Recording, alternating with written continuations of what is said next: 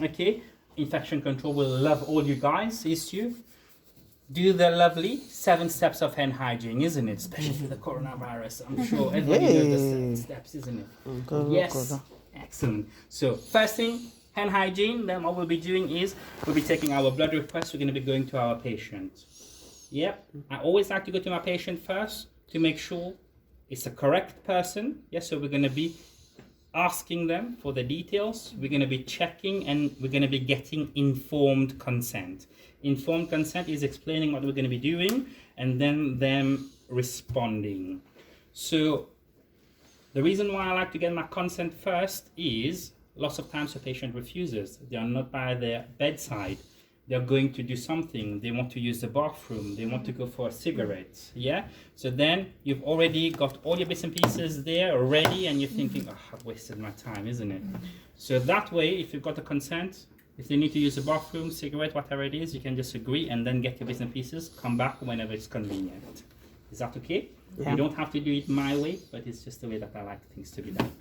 Next thing I will be doing, infection control once again, because we're moving away. Some of you guys, okay, might be in the community, might be in places where the equipments are by the bedside, like ITU, like ED, and other places might have trolleys. But most places, they would have a treatment room. So if you have trolleys, make sure if you're going to be getting your equipment ready to clean the surface that you're going to be using. Take all equipment out of the drawers that you will be using, putting it on the top shelf. It is not acceptable to go through the individual shelves with gloves or dirty gloves on. Are we happy with this? Mm-hmm. Excellent. So cool. So for those of you who've got a treatment room or community staff as well, unfortunately you won't have trays and things like that, but use whatever you have available. But you need to make sure that you've got lovely sharps bin with you guys. So first thing that we're going to be doing is cleaning our trays. So cleaning the trays always from the bottom, the sides, the top, turn upside down. We start by the bottom once again, the sides, the top, and a little wipe. We're going to be resting that there. Yeah, we see everybody doing that, isn't it? It's the cleanest tray ever. Yeah. So this is the way that we need to clean our lovely trays. I'm sure everybody does that. So next thing, we're going to be selecting our sharps bin. When we select our sharps bin, what do we need to do?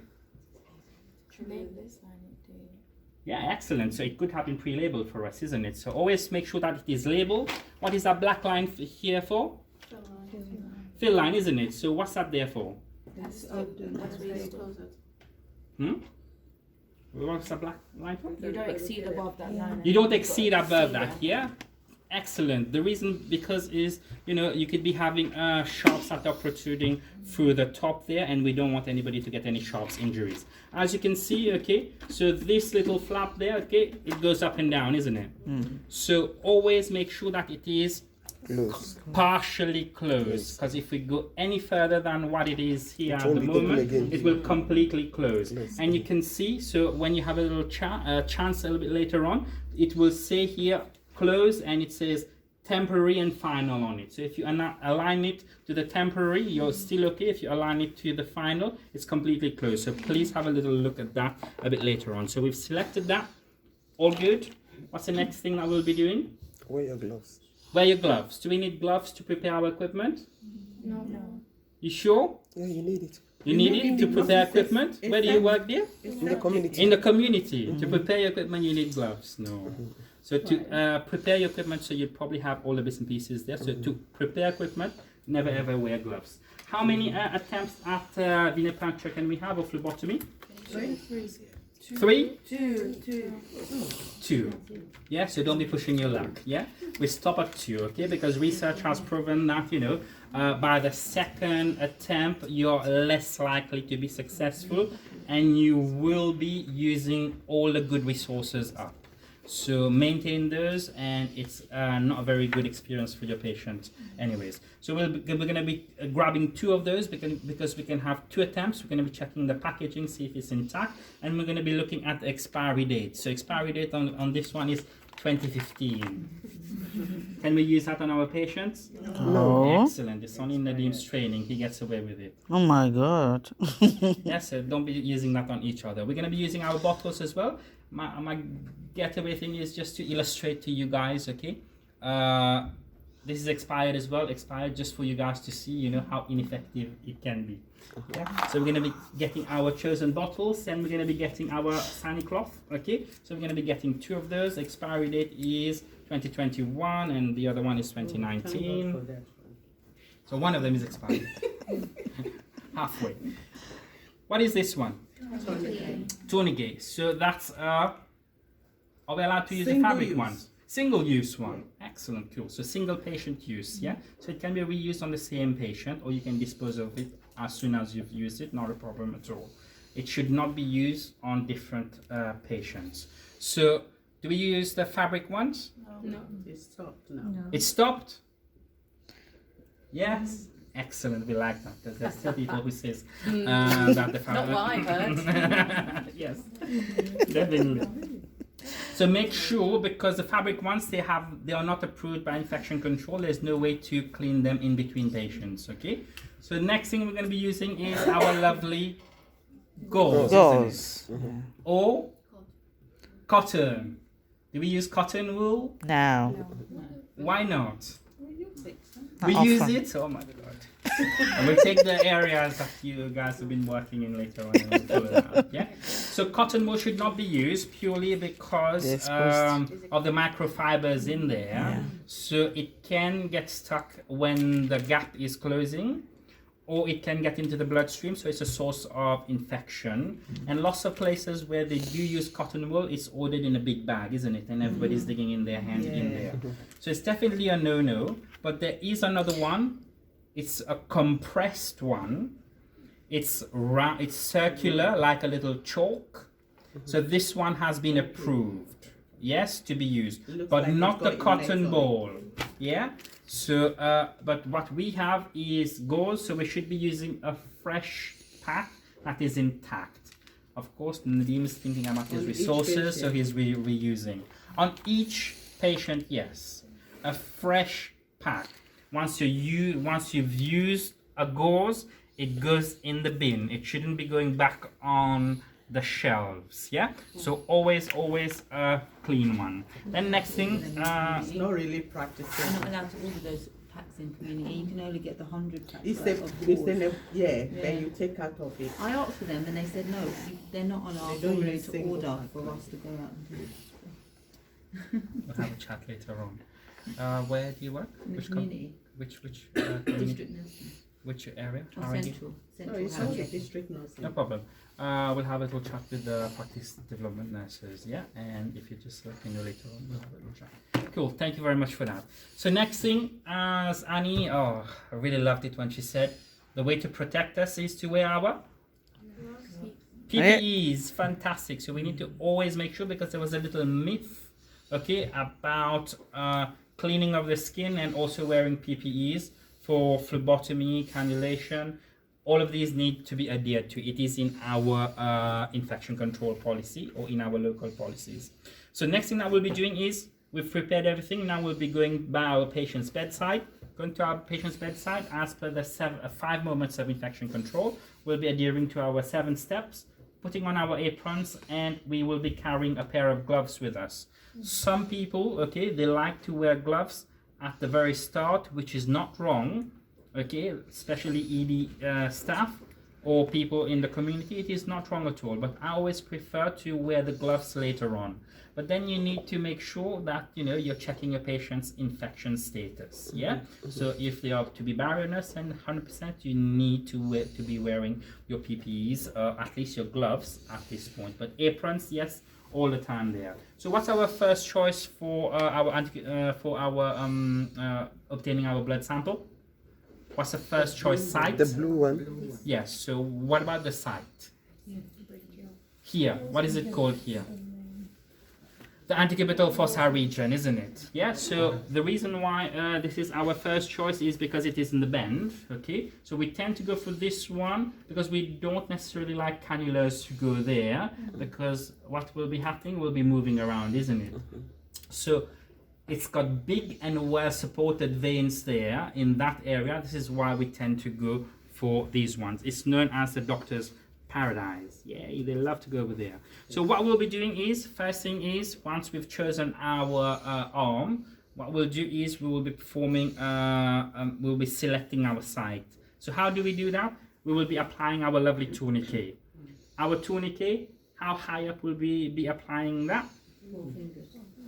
Yeah, palm width or 10 centimeters above our chosen site, but we haven't chosen anywhere yet.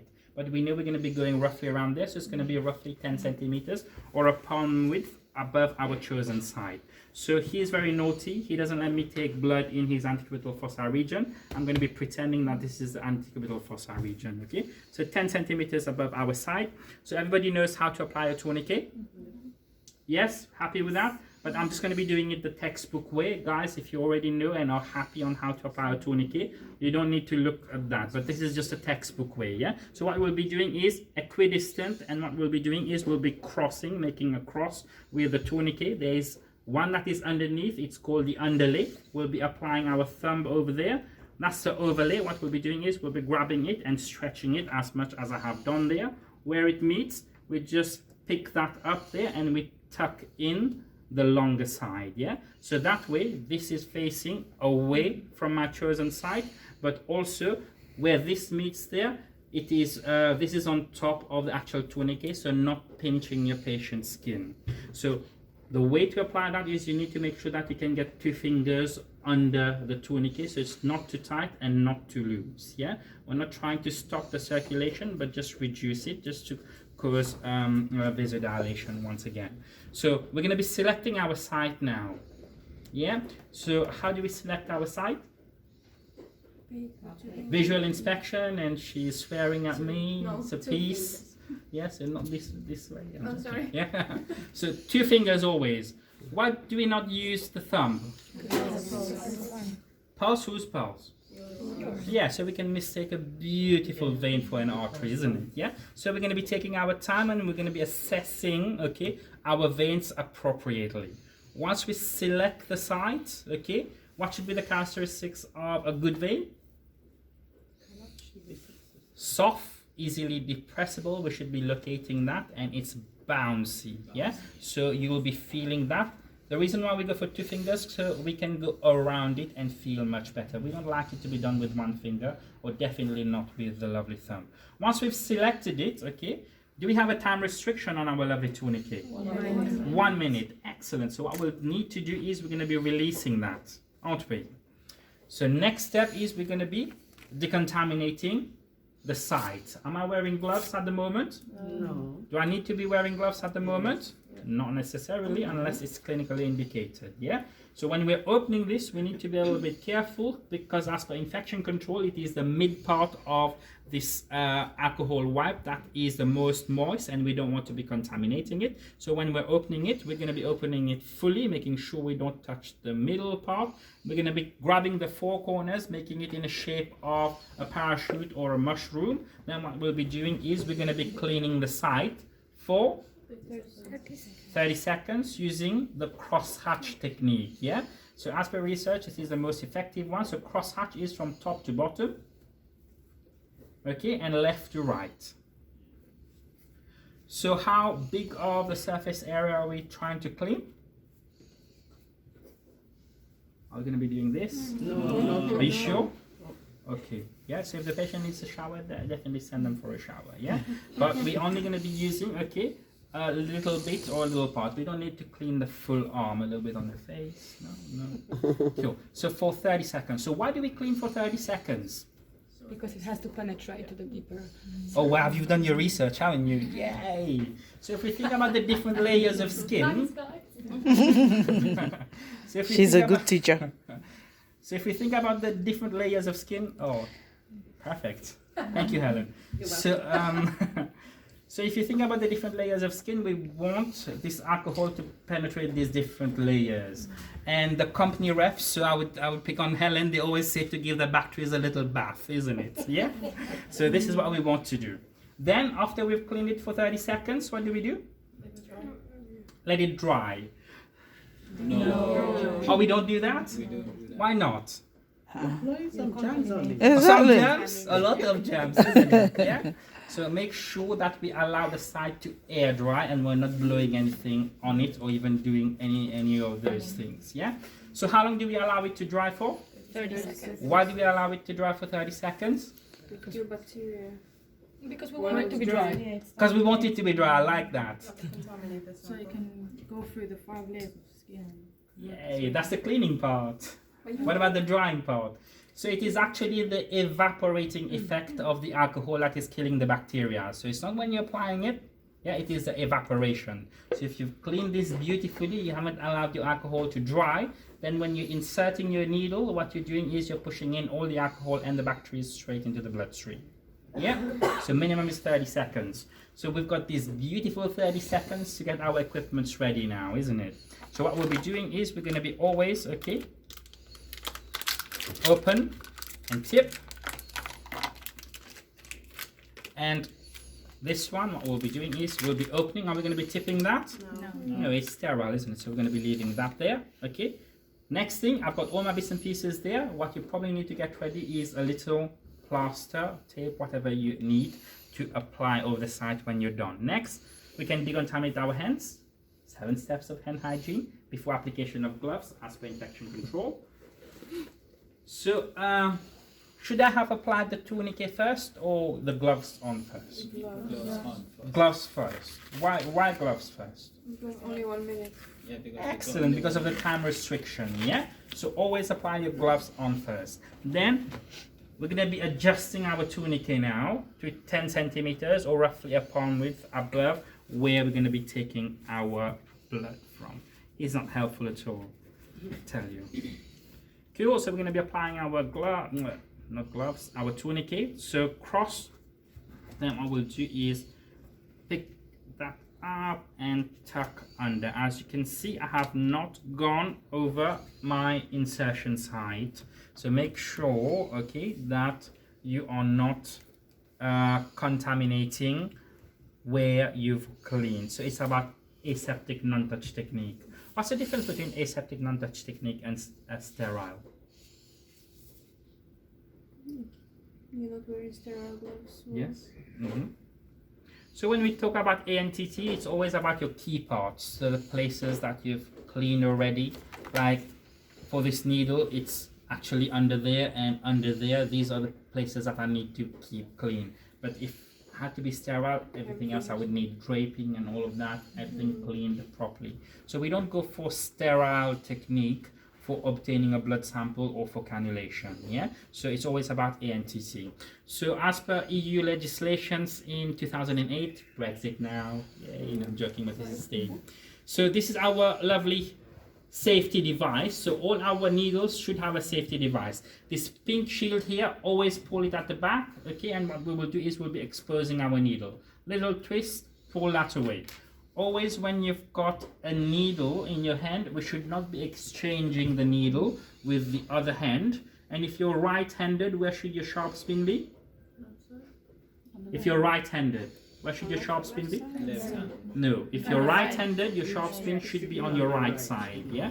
You can cross, okay, your hands over to pick things from the tray, but you can't cross the hand that you have got a needle in due to the risk of a needle stick injury. Are we happy with that? Perfect. So what we'll be doing is we're going to be anchoring our vein. So how we do that is gentle pressure and you're pulling the skin down. So please make sure that you're not pressing so hard that your patient is ending up with a bruise. What we're trying to do is just to reduce the risk of the vein moving when you're inserting that needle. So gentle pressure, pulling the skin down. We're going to be going at what angle? 15 to 30 degrees. And what are we going to be saying to our patient? Needle coming through. Sharp scratch, there's no such thing, yeah? A sharp scratch. Lovely. With a needle. So we're going to be going through, okay, with our needle. We're going to be warning our patient, needle coming through, and we're going to be inserting it. So when you're inserting a needle, always important, if you think about, you know, anybody plays dart, throwing a dart. So you're going straight, yeah? So we shouldn't be bending our hand or doing weird stuff. It's like you're going straight, yeah? think about if, I hope nobody does that, if you're stabbing someone, Yeah. you won't be doing all of that. Yeah, you just, please don't be doing any of that. Yeah. So part of the needle should be out, okay, because we're not inserting a needle fully, and then what we'll be doing is we're going to be grabbing our lovely bottles, and I'm sure Helen has gone through the blue one. So what we'll do is we're going to be inserting the blue one. We should get a blank one for this one, but this is just for practice. So I've taken the blood now. What do I do? Gentle inversions. Yay. 1, 2, 3, 4, 5, 6. Cool. 6, 7, 8. Minimum is 5. So if you stick to 5, you'll be fine. Cool. Obtain the second one. Yay. Cool. Gentle inversions once again, isn't it? Excellent. And if I have the third one, what do I need to do if I obtain the third one? Take off the eternity. So after the second one, we have to remove the tourniquet or loosen it. We can carry on taking blood sample. Usually, if you're specifically using the butterfly, then you've got the confirmation that you're in place. Some people, once you're in place, they release that, which is great. After the first bottle, they release the tourniquet. After the second one, you have to release it after the second one. Yeah? So you mean blood will still coming out? It will still come out, yeah? Because, the needle Because is if you there. leave the tourniquet on, what will happen is hemoconcentration, yeah? So lots of the particles, they are accumulating and it's increasing there, yeah? So we should not be doing that. So now that I'm done, what do I do? Close. Gauze. Gauze, Yeah, excellent. gauze. So I'll be going for my lovely sterile gauze and I'll be placing it on top of the insertion site. Do I apply any pressure at this No. point? No. You make sure we don't apply any pressure. We remove. As soon as we remove, we apply pressure there and then we activate the safety device with our thumb. We should not be doing is this, that, there, on the shoulder. I don't know what tricks people have nowadays, okay? But this is the main cause of Sharp's injury when this is not activated properly. Yeah? So the thumb is there just underneath it. You just activate it, then you put it straight into the Sharp's bin. Yeah? So we're going to be using the big one. Yay! Cool. Straight there. How long pressure do we apply on the side for? 30 seconds, 1 minute. Any takers? 10 minutes? Where do you work? I need to get a job there. So it is usually between 1 to 2 minutes for anyone who is not on any anticoagulation. Yeah? If somebody's on anticoagulation, how long do you apply pressure on the side for? 3 to 5 minutes. 3 to 5 minutes. But in any cases, whether they're on anticoagulation or not, before we apply that plaster, we need to check whether it has stopped bleeding. If it continues to bleed, what do we need to do? You put pressure on it. Apply more pressure. So whatever time you've applied, you apply the same thing. And if bleeding still doesn't stop, elevation, apply pressure. After 10 minutes, make sure that you contact your doctors if the bleeding hasn't stopped. Okay? Happy with that? Are we done? Can put the Not plaster yet, on isn't it. So we're going to be putting our lovely plaster on, and what do we do next? That's it. Label. That's it. Label. We're Right. going to be now. labeling our lovely samples with our blood-stained gloves. We're going to be reaching for our lovely pens on our uniforms No. and labeling that there. Then later on when we're thinking, that pen is ending up in our mouth, isn't it? No, you take off one. Oh, we take it? Only glove. one? No, you will take off the right side. The glove right side glove. And then get your I pen like and label that. it. You Really take off like that. both gloves. So make sure, guys, okay, before you label, okay, you take all your Equipment away. There's no blood on. No. guys. I really like that. I Why really didn't like you that. label Cool. it before you take the glove in the first place? We don't like pre-labeled samples. Yeah, it's not a common practice, and we shouldn't be doing that. So what we do is we clear all our rubbish. Okay. Then what we do is we remove our lovely gloves. We decontaminate our hands. Only then can we label the sample. Where does the labeling of the sample happen? In the presence of a patient. by the patient's bedside. Yeah, cool. Once we're done with that, so we can send this to the lab and we can put all equipments, discard of our equipments and put everything that we have not used away. Yeah? This goes in the bin. But we're going to be reusing it. It's only for training, isn't it? Cool? Happy with that? Yeah. Any questions or queries? This might sound like a silly question. No question is How do silly. you know how far? You said at a 10-15 degree angle. So, yes. How far do you? So with practice, you will feel when the needle has entered